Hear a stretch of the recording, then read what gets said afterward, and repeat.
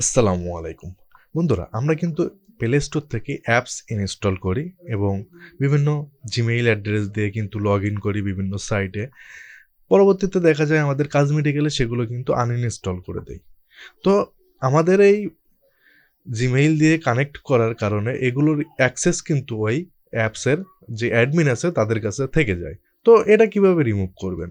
তো চলুন আজকের ভিডিওতে সেটাই মোবাইল স্ক্রিনে দেখে নেই।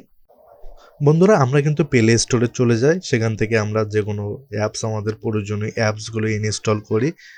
তো করার পরে দেখা যায় যে আমাদের জিমেইল দিয়ে লগ ইন করতে পারে, যেরকম এতে লগ ইন উইথ গুগল। তো এটা কিন্তু জিমেইল দিয়ে লগ ইন করতে হবে। তো আমি লগ ইন করে দেখাচ্ছি আপনাদেরকে।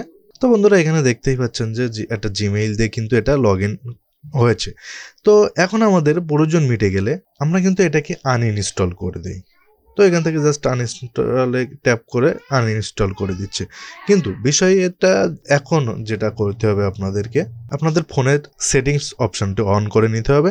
নেওয়ার পরে এখান থেকে খুঁজে বের করবেন যে গুগল লেখা আছে কোথায়। তো এখানে গুগল লেখা আছে।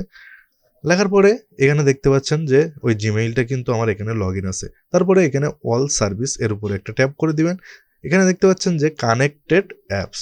তো এর উপর ট্যাপ করলে এই জিমেইলের সাথে যতগুলো অ্যাপস বা কোনো সাইট যদি কানেক্টেড থাকে সেগুলো কিন্তু এখানে শো করবে। তো এখানে দেখতে পাচ্ছেন যে ফ্রিপিক যেটা আমরা লগ ইন করেছিলাম ওটা কিন্তু আমরা আনইনস্টল করে দিয়েছি, কিন্তু এখানে কিন্তু সেটা এর সাথে কানেক্টেড আছে। তো এটা কিভাবে ডিলিট করবেন? জাস্ট এর উপরে একটা ট্যাপ করে দিবেন। দেওয়ার পর এখানে delete all connection you have with Freepik. তো এর উপর একটা ট্যাপ করে দিবেন, এখান থেকে কনফার্ম করে দিবেন। তো এটা কিন্তু এখান থেকে রিমুভ হয়ে যাবে।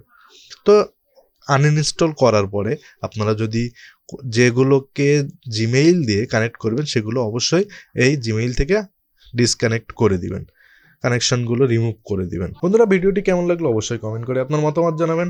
দেখা হবে পরবর্তী কোনো ভিডিওতে। আল্লাহ হাফেজ।